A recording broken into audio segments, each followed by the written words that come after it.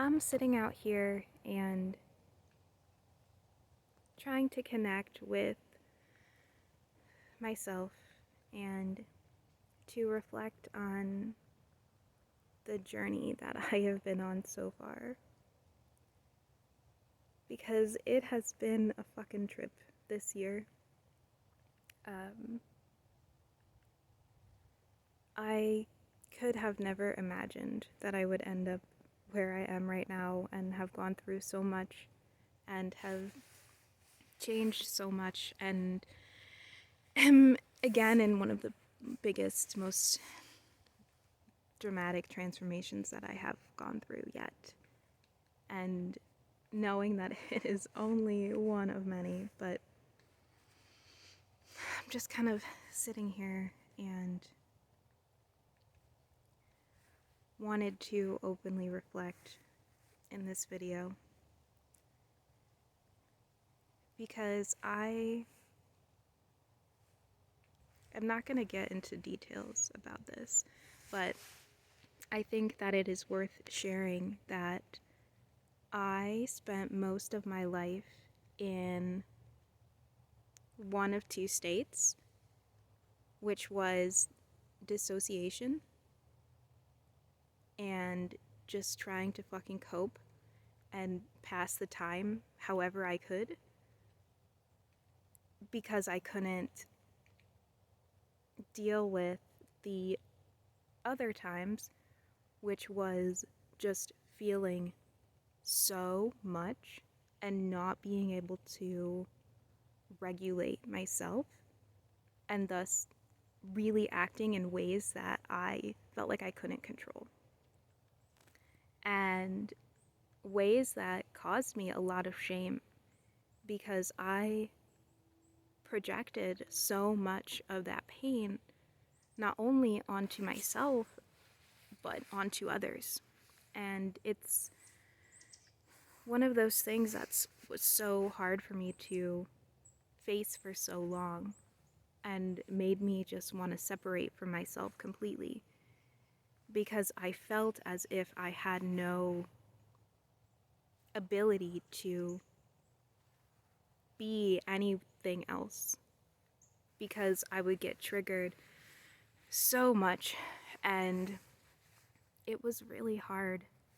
And it is one of those things where I've had to grow to understand that dissociating is not the solution. I could go through the rest of my life like dissociating into the internet and just passing time and just constantly taking in information and never processing it and never applying it to life, which is a lot. And I think I am not the only one who has lived in that state, and I still slip back into that. I am not like saying that I am just better, except if better means that I have grown and spend much less time in those two states, then yes, I am better. Because I have really been working so hard on forgiving myself and being kinder to myself and giving myself the space to become something that I'm not ashamed of anymore. Because I was creating this cycle for myself. And I believed that I was just bad. I believed that, like, that's just who I was this, like,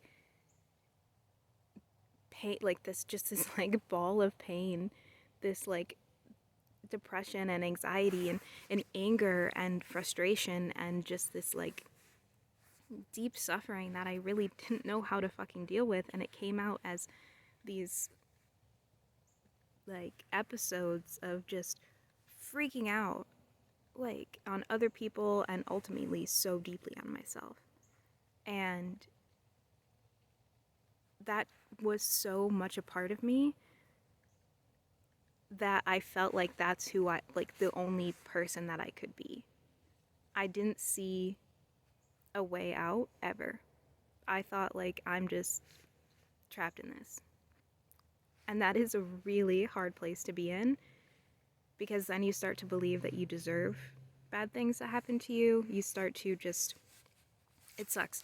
And it's really hard to maintain a life in that state. Like, it's not something that, if you're trying to function as a human being, holding that much pain and suffering and shame and like self harming and like trying to take responsibility for the pain that you've caused others and the way that you're acting, that is a really challenging place to be in when that's the only thing that you know.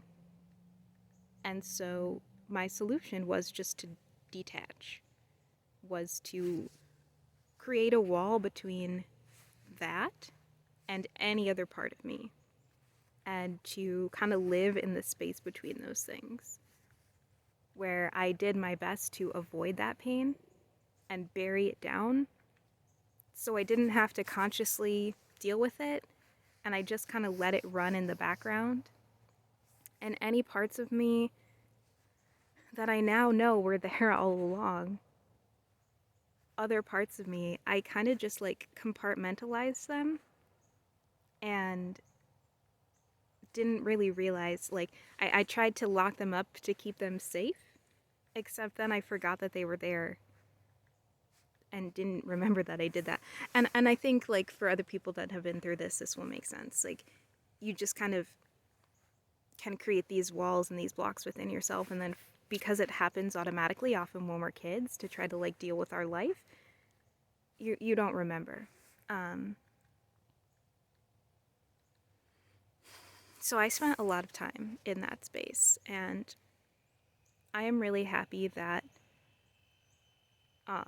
as I have grown older, I really started to, despite having, like, and still feeling in that state, I really became interested in psychology and then in mindfulness and like Buddhist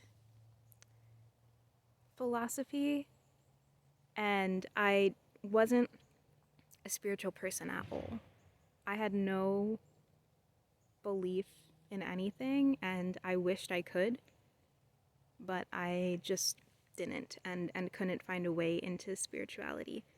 But I was able to kind of have this idea and understanding that we are all connected regardless, because we're all like life and earth. So I did have that. And I had this desire that grew in me over time as I became an adult, and especially over the past like few years, as I started to want to change, I started to want to go on this journey of self-improvement, of self-actualization, of learning to see myself and to understand what was happening, because I literally couldn't remember the like way that it, like, I would block out my episodes. I would block out the fights that I would have with people. I didn't understand how I was acting that would lead to these bad situations. I knew at some point, like, something, like, I am doing something wrong. I am causing something, and not in a, like, it's hard to explain it, but basically, like, I was so dissociated from this and not able to, like, function while also behaving in these ways that caused me shame and pain. So I was unable, even when I first started to try to address this, to figure out, like, what way am I speaking to people? What behaviors am I doing that are having these impacts? Because I don't know. I see the impacts. Like, first I had to see the impacts, and then after seeing the impacts, I slowly started to be able to see more and more of my behavior. And we'll let the bus go by.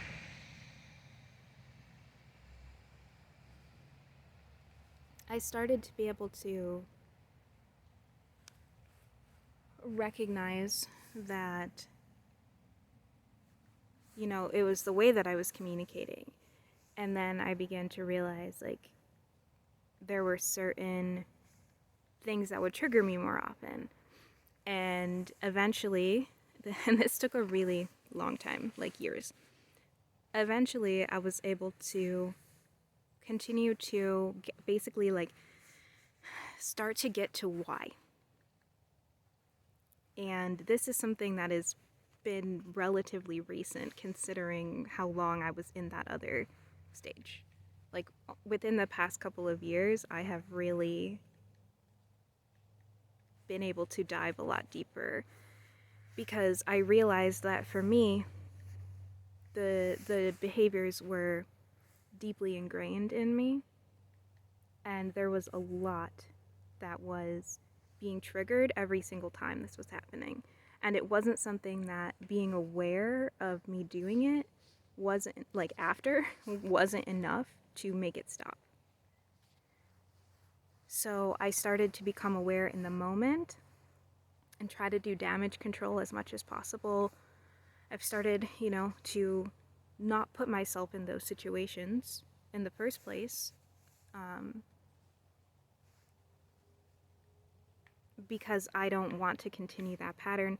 And I've just dived as deep as I can, and I'm very much still doing this. Like, well, what do I mean? I'm reaching a new point, I would say. And I have been able to gain a lot of insight into my own psyche and to understand what emotions are being triggered, what it feels like when they're starting to be triggered, what it feels like when I am being triggered, and what it feels like afterwards. To be able to hold on to those emotions and that awareness, which I couldn't before. So to basically, like, allow myself to have a memory of that event instead of just blocking it out. And to see how these triggers were related to the situations I was putting myself in, and to understand that I was continuing more and more to take responsibility for my own shit, because it's really easy to blame someone else and to blame them for triggering you.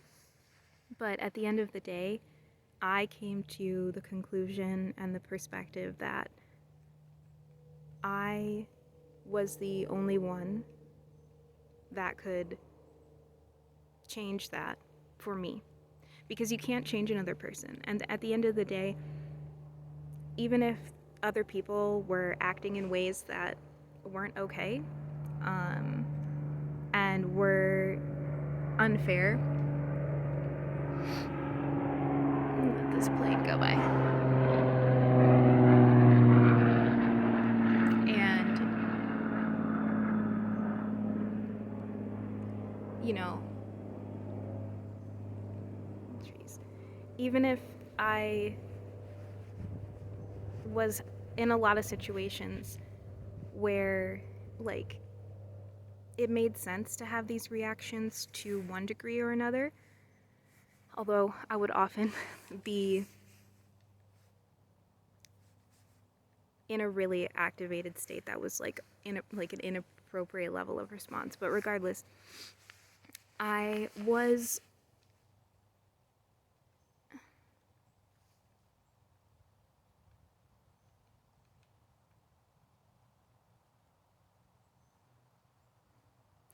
had to take responsibility for not only my own actions, but for the fact that I was ultimately the one who was choosing to put myself or keep myself in the situations. And that the only thing I had control over was myself. And while I don't assign blame to myself, I do realize that I have the responsibility for my reactions, and that I have the responsibility to remove myself from situations where people are treating me in ways that aren't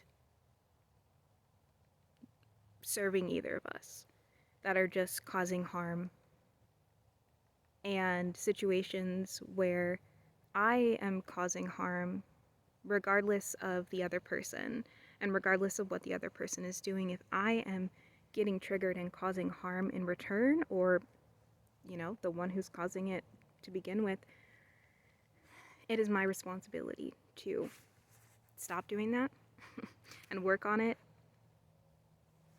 or leave and just not be in it. And that is something that has been really important to me, is to be removing myself from situations rather than trying to convince myself that, oh, I'm not going to do it again. Oh, I'm not going to do it again. Oh, I'm not going to do it again. Because it is so hard to heal and to forgive yourself and to do better when you're constantly being triggered into the thing that you're trying to unpack and change. And I think that makes sense. Like, if you are a person that has like anger, if you have anger that comes out and you're remaining in a situation where a certain thing that you're exposed to in your environment continues to trigger that anger that you are trying to become aware of and move on from, it is so much harder. It is so much harder. And it's really hard to understand that, especially if it has to do with love or friends or other people or something that you have wanted or worked towards. It's really hard. So I just want to say that, like, oof, I have been through that. And at the end of that, I really have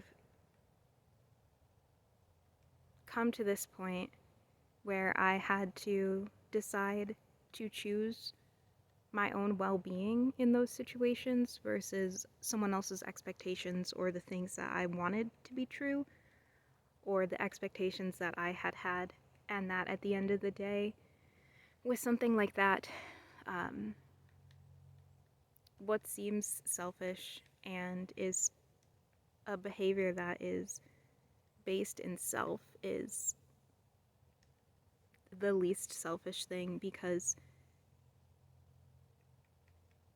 even if it hurts, it's better to hurt and have it end, and rather than continuing to repeat a cycle and hurting again.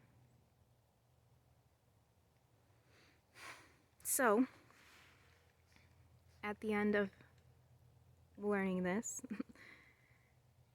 that is when I was able to come into this space of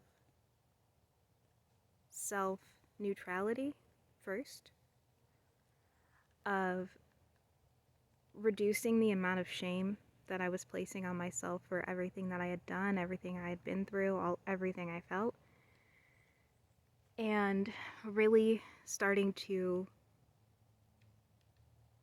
cut myself some fucking slack over it, because like I felt like I was constantly punishing myself for it. Even after I had removed myself and it wasn't happening actively, I felt so shameful and guilty, and I felt like I needed to punish myself for it because I hated the way that I had acted. I knew that I had hurt people and I had hurt myself, and that there was nothing I could do to change that. I couldn't change what had happened, and I felt like I deserved it to then continue to suffer for the mistakes that I made. And I realized after a lot that it is not helping to do that.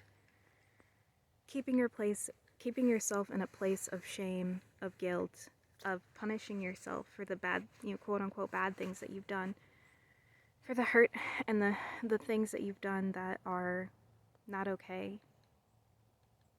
If you want to stop, if you truly want to move on,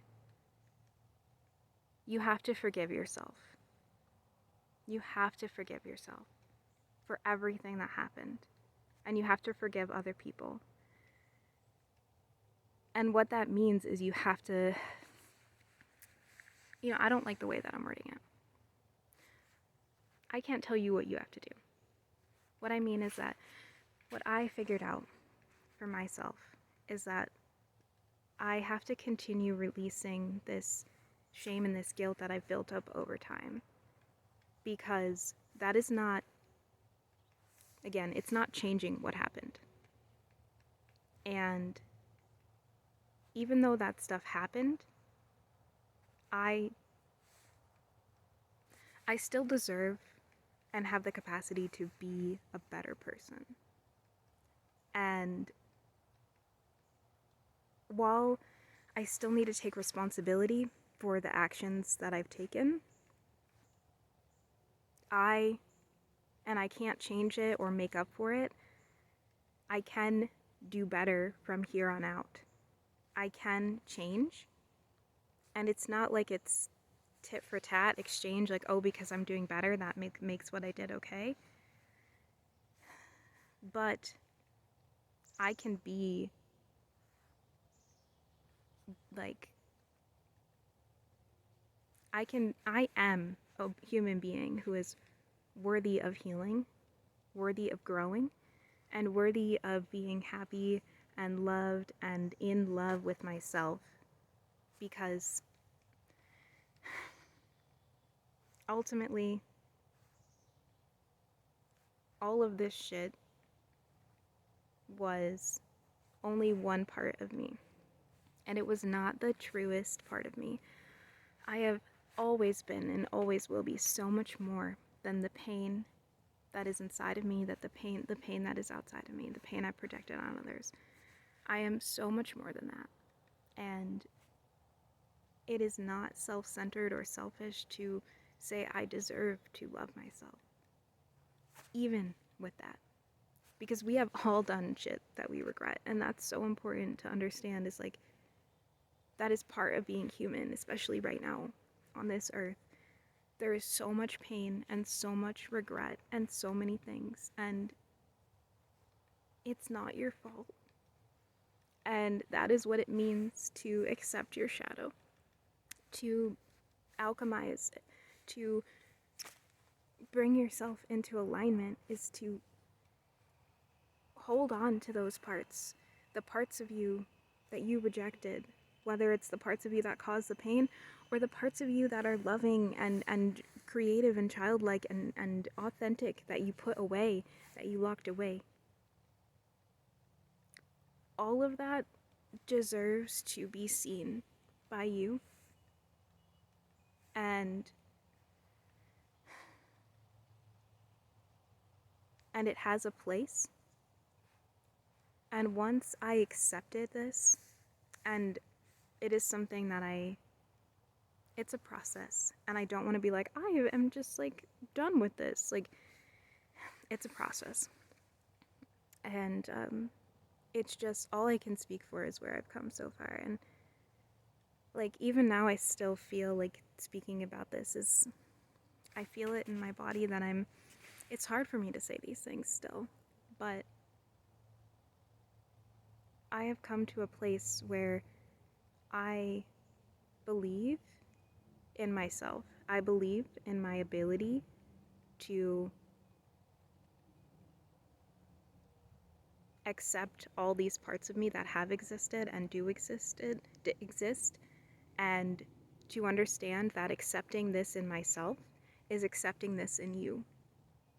It's accepting it in all of us, because we all deal with this. And once I work through it, It means I'm not projecting this on other people. It means I am not judging or rejecting other people for also having these same exact struggles, and I'm willing to see in myself, like, oh, like, we're the same. And regardless of if this person has done the healing to get to a different point, or they're still in their bullshit, like, I have been that same way. I have been that same person, and they have been me.